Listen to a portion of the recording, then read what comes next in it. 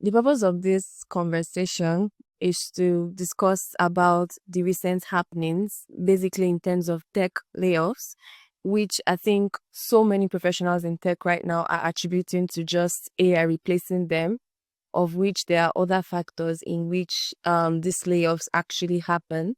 And one of the reasons why you are here is to actually share your experience in the fact that you've experienced this, and it would be nice for you to still share your advice to professionals in the ecosystem, because it seems like there's this kind of job insecurity in the ecosystem, regardless if you have enough talent or not. So we'll be delving into how you bounced back from the layoff and your advice to other people and how they can plan their future inside and outside of tech. So I'll be starting with my first question, and that would be that I know that you've previously worked as a senior software engineer at Meta and also other big tech companies. So I'd just like to know how your tech journey began before you started working in big tech. Well, thank you for having me. My tech journey started as a hobbyist. Like I had this very keen interest in technology, how things work. Uh, I would say I started as a computer engineer. I don't know if that's correct to say that. I would say someone that fixed laptop on desktop. So not really a computer engineer per se, but that's what we call it here in Nigeria. But then, um, yeah. So but then after some time, I felt like I needed to do more, and then I go into programming, and because of doing this, it became something for me when I started building stuff for myself, for clients, and uh, I started to realize the power of being able to build anything just by knowing how to code. So, and through those articles, people located me, they say, okay, you know what? I think we should, build so and so for me, or we're having a problem with so and so that we currently have, and we need someone that will help us make it better, stuff like that. And yeah, I think that was how I started my career. So along the line, I got to work for a couple of companies, um, then Meta. All right, thank you so much for that walkthrough. So let's move on to Meta specifically. When the layoff happened, is it something you actually saw coming? And even after it happened, did the company like share what factors led to it? I mean, like, I'm not sure most companies would want to specifically share the reason that they had that layoff. So, one, did you see it coming, and did you understand what factors led to it? Yeah, so basically, yeah, I never saw it coming, and I'll tell you why. Y- You know, shortly after I joined, like 2 months after, there was a mass layoff. I was spared. Another one happened. I was spared. I just after when we thought like the storm was over. In fact, my contract was renewed. A month after my contract was renewed, the tech layoff happened. The layoff that eventually affected me happened. But what really happened was more of like um a shift in their direction or in the trick. So my entire department was actually shut down, and that was what led to my own, you know, um layoff. So I had to go because my department was shut down. So it was more of like, okay, during the COVID. So on a general note, what I observed, well, if you observe the trend, there was literally over hiring during the pandemic. Is it, people were working from home. They felt like they could do a lot of things. They got themselves, this big company got themselves neck deep into a lot of things. And they hired a lot.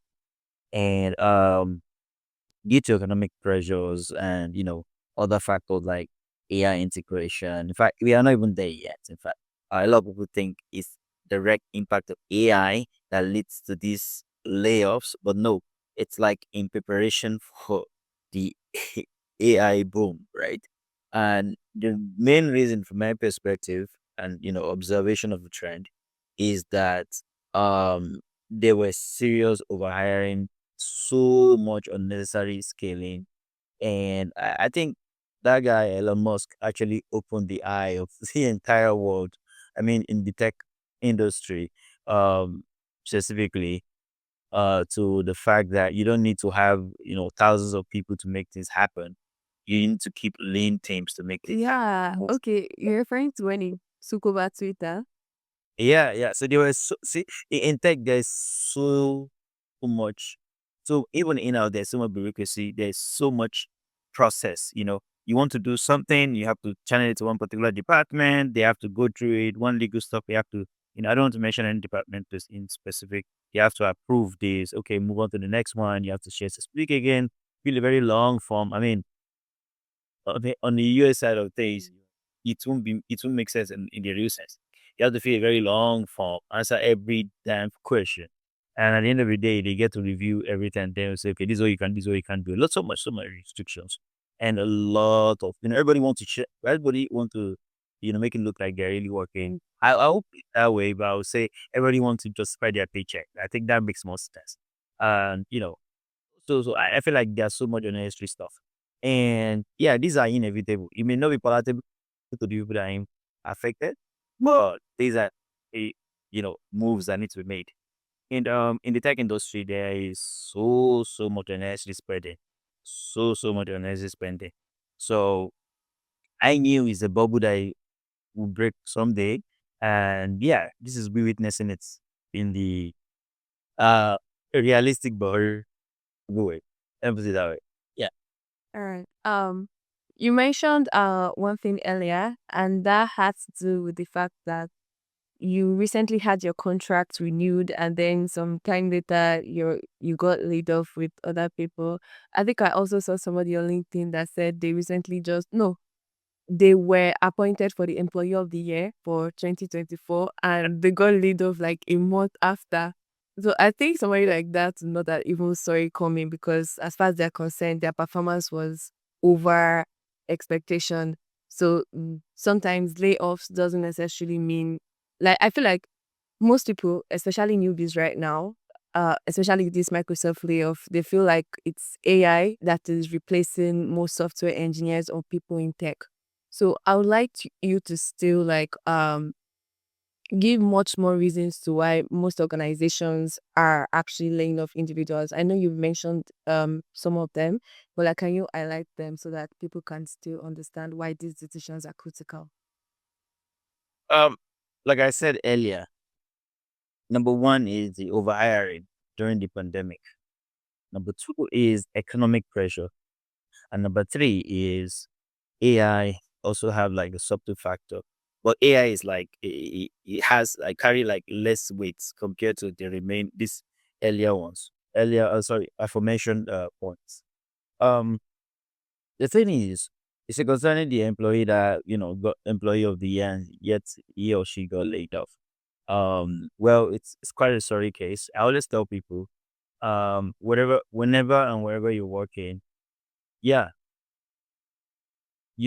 give them your best. Yes, give them your best. At the same time, don't deprive yourself. And there are two things people need to understand. Hmm. You must take care of yourself in two major aspects. Number one is your career. Are you improving? There are possibility that you got into a company and the company was at X1, Mm-hmm. right? And by the time you spend like 5 years, due to your impact, the company is now like X100, right? But you specifically have only moved from X1 to X3.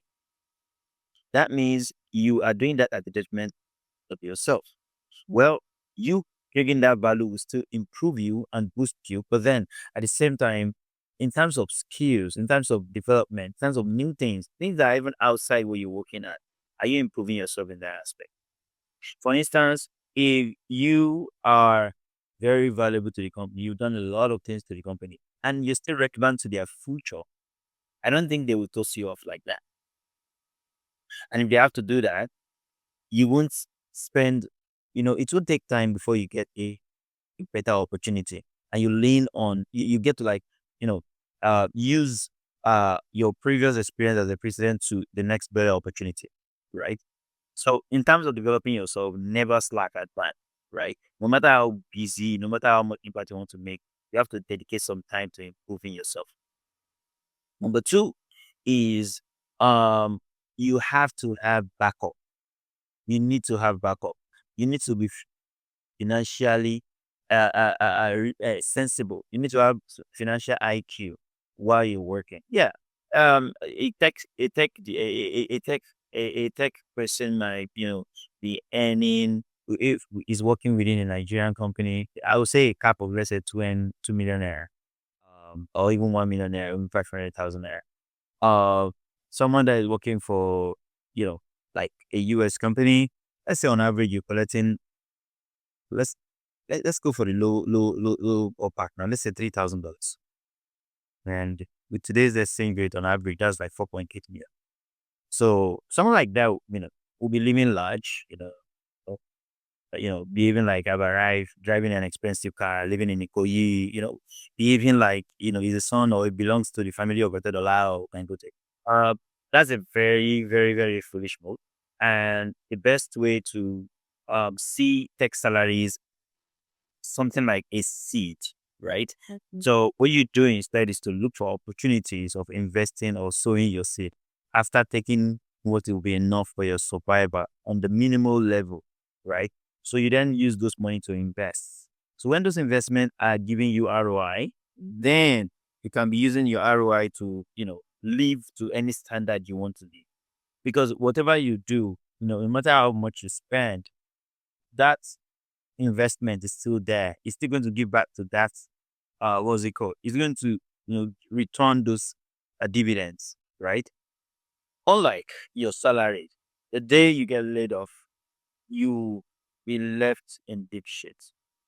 But if you have investment and you keep investing every now and then, every before you know it, your ROI on a regular basis will catch up with your salary and then even surpass it.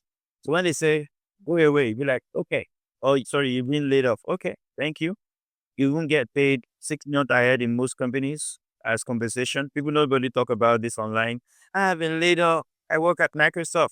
For you to work at Microsoft or all these big tech companies, if you like a full staff, they're going to pay you. It's gonna be there's gonna be like a good settlement for laying you off. You will have accumulated a lot of shares. Oh, this is first time I'm Yeah, realizing that. yeah, in tens or hundreds of thousands of dollars. And you convert that to naira, that's a portrait, right? They don't talk about this online. They just say, Please, I did that, and now I'm just laid off. It's so unimaginable that I will not be at work tomorrow." Excuse me, you're not talking about the settlement you got. There you go. You didn't reveal that to the public. I'm not shocked. I'm just hearing about it. So, no, that's just one thing that people are not usually honest and public about. But I understand.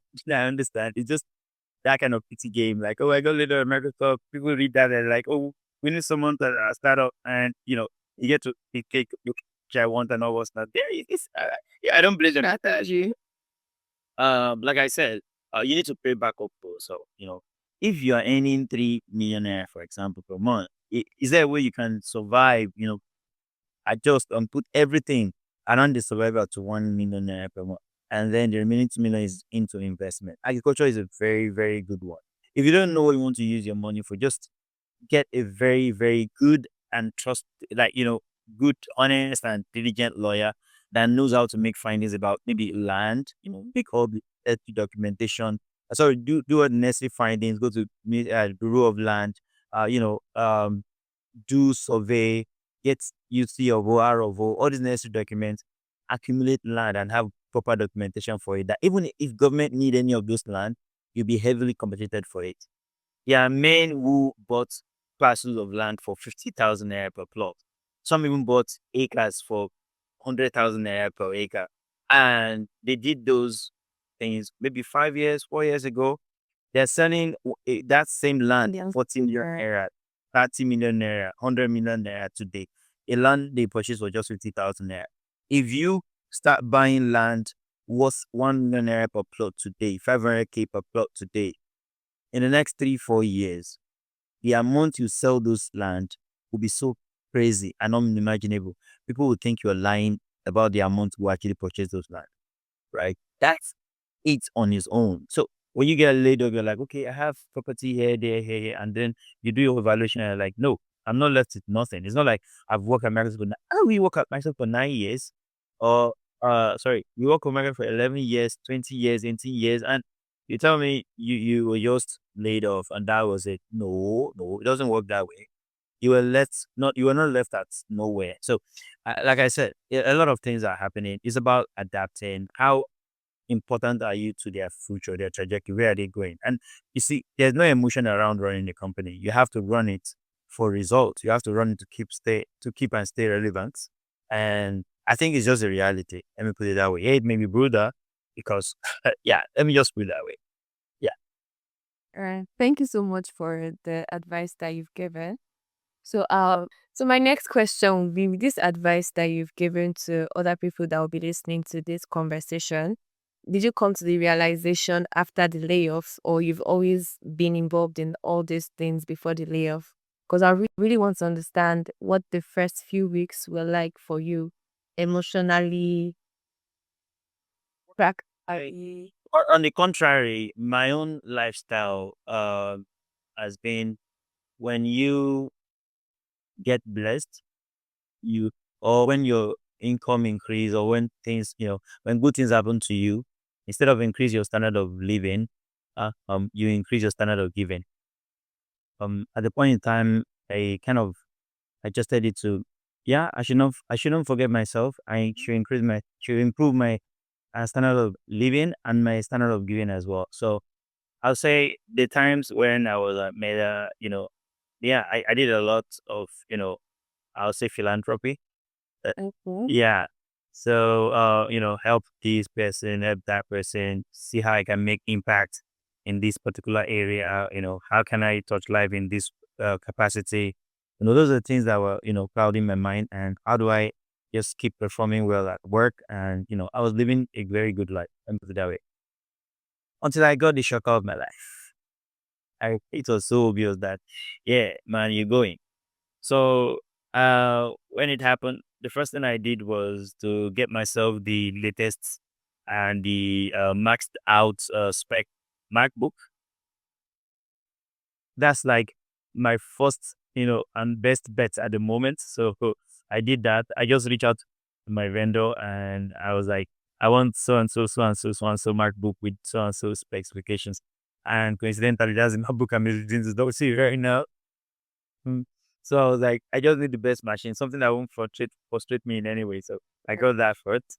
Um, and then we were given, unlike the general way of layoff, which is if you're a remote worker, in most cases, you discover that you lost access already and you can't log in. Those are the booting people up, booting people up actually. But in my own case, I think I had like 1 week that I was not really doing anything, but I can just come to the office, and when I feel like I'm good, I can just badge out and drop my belongings, and so drop my official stuff. And all those times, I was just like ruminating about my life, go to the office, smile, but everybody know that, yeah, these guys are going. Wow. So yeah, but then it was kind of, I wasn't really, I didn't feel that bad, to be honest. It dawned on me some weeks after I left. Yeah, where I realized that, well, one thing that saved me though was that I always have backup. Like, okay, I save some amount of money for dry days, or days when there anything to just come up. So those are the money I actually fell back on, and I started applying for jobs every now and then. I think when I realized that I was reaching the tail end of my backup, I sum up everything, and I went for Ramadan, and I prayed and prayed. Oh Allah, this is my last couple. At my plan for job and no luck. I was thinking the fact that Meta was on my CV, that would be like an automatic, you know, Yeah, we get that a lot. The relaxing magnet when you employ immediately, but then, sorry, after 5 rounds of yeah, after 5 rounds of interview and everything, you just be like, sorry, no. Some will give you very good review between, they just be like, sorry, no.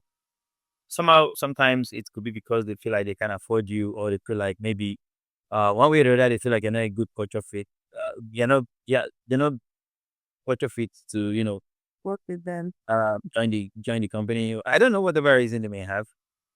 But then, um, I think I wasn't done with my remote before I got an interview, and it was a very short one, and I was a perfect fit for that right job based on the requirements. Everything I experienced was like the requirement that they had, and yeah, I got the job before I left.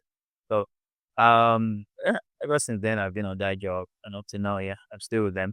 But then the fact that the layoff actually happened at that time before I experienced this whole thing, I it's taught me a lot of lesson. And that idea of your salary is a seed and not meant to be spent entirely, got into my head during this layoff. So I'll say the layoff was a blessing. It was an eye opener. And ever since then, I've started investing in terms of, property acquisition and agricultural investment. That's, yeah. Thank you so much for sharing that. Okay. So the next thing would be, given the fact that this has been happening consistently, I have a friend whose company, a foreign company, also laid off some of their staffs, and he has been anxious. Anxious in the sense that he's now putting all his energy into work so that he's like the best employee and the likes. Probably if they're having the next layoff, it will not be considered. So what would be your advice to other So whoever receiving that tech salary is, act on those two things I talk about. Make yourself relevant, not just for the current task that you're killing yourself for. Don't do overtime. Don't kill yourself. No. Try to perform, yes, but then try to position yourself to be someone that is relevant to the future of the company. One, by developing yourself. Two, by raising your voice and chipping in ideas on how they can leverage an AI to improve their products. Start exhibiting now. Let me say, start making yourself useful and proving yourself to be worthy for the future of the company. And the future is AI. So, um, aside from that, give yourself, start establishing backup for yourself. Invest and invest and invest. If you're not sure about investment, or you're not, because I've tried a lot of things that have failed, it's not like I figure everything out all of a sudden. I would say property is one. There's a lot of issues with property. People kill themselves to go property. I mean, in Nigeria, I don't know of other places. So someone could sell land to two people or three people at the same time. There are many, many issues with land. So you need to get a lawyer and pay him well. Don't be stingy. Otherwise, you lose everything. Um, and keep track of your properties. Yeah, like I said. But the second one is, and I know also pay very well, is agriculture. Agriculture doesn't necessarily mean plant maize, plant yam, fulani get to their farm and eat everything, and then you're like, oh God, they say we should try agriculture, and now here we are. I've been a victim of that before. We once invested millions of naira into, a bee farm, and the yes men went there and destructively harvested the honey, and I just had to like flee from that place because my life is more precious than all those nonsense.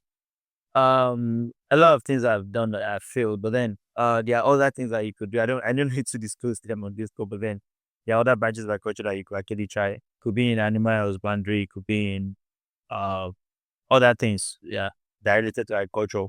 But not necessarily have to be you planting stuff. Yeah. So yeah, that's just it.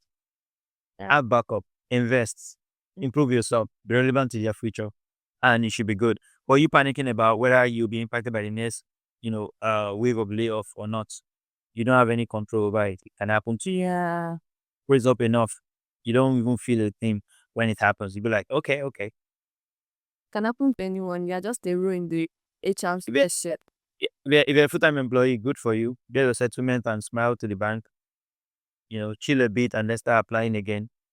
Or while you use a good chunk of the money to boost your investments. Uh, if you are a contractor, unfortunately, nobody will say to you. The nice people among those people will pay you 1 month ahead, and that's it. And they carry your bag. That was my case, so that you guys don't start looking at me like, You collected settlement. because today I didn't get any settlement. Yeah, I think I was only paid a month ahead, and that was not even full salary. So, Yes. but then yeah, it was something. Right. Yeah, All right. Thank you so much. I've gotten a lot of things that you've shared. You've also shared habits that we as professionals should build very early on. And some has to do with personal finances, which also includes investment. And also do not stop investing in your career development.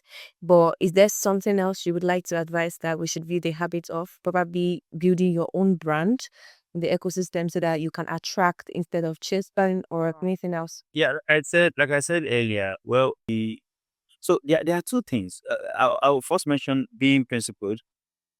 Then number two, I'll talk about being an author, right? So those two things. So be principled and being an author. So it's very simple.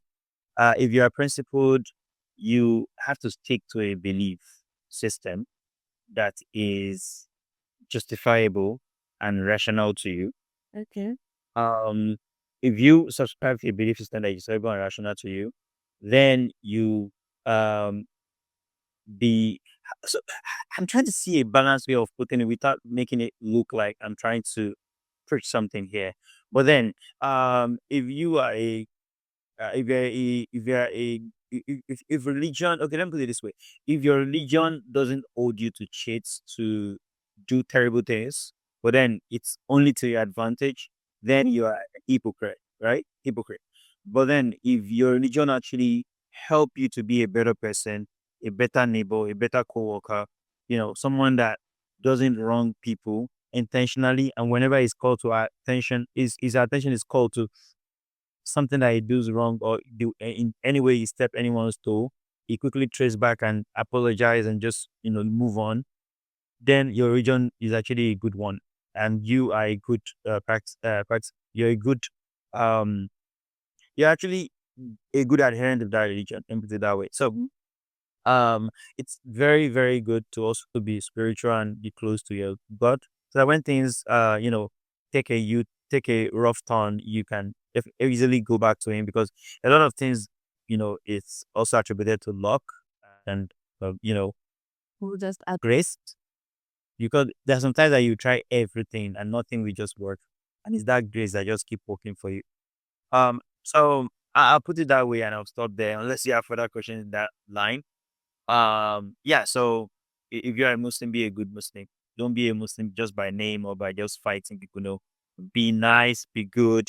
Let them never be able to recall a time where you duped someone, cheated someone, or intentionally step on people's toe, unapologetically. Someone that talk rough, just anyhowism should not be your thing.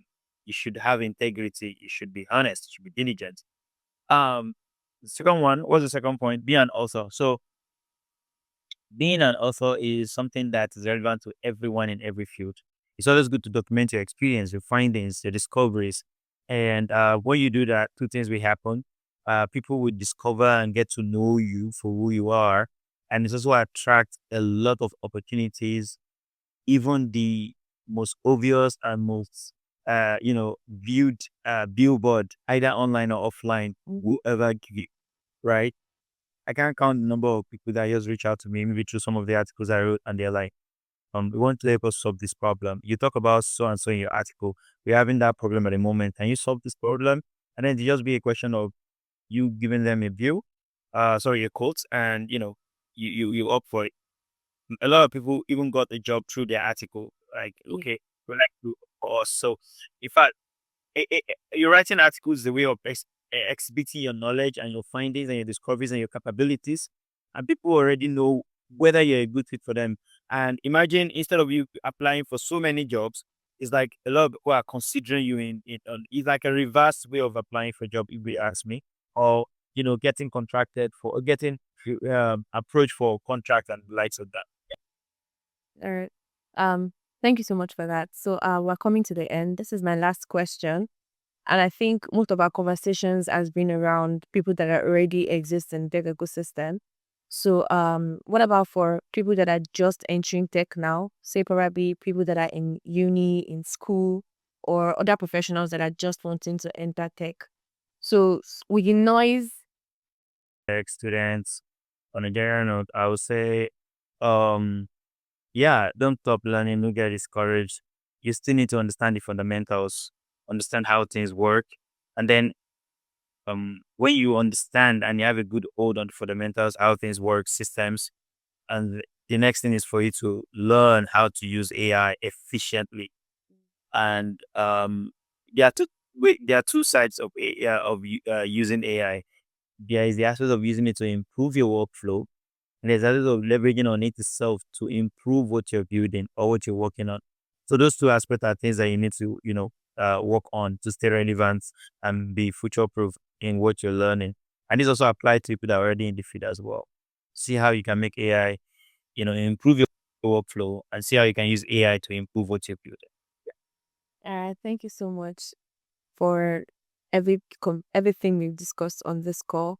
But if you have any other message you want to pass across to people that will listen, you can do so now. Just stay relevant. Our guest has asked to stay anonymous all through the conversation, but the insights he shared are real and valuable. If you've stuck with us this far and found the conversation helpful, do drop your questions in the comment section. I would personally ensure to pass them along and share his answers with you. And if you've got your own story or advice, you can share it too. You never know who might need to hear exactly what you have to say. Basically, let's keep this conversation going. Thank you so much for listening.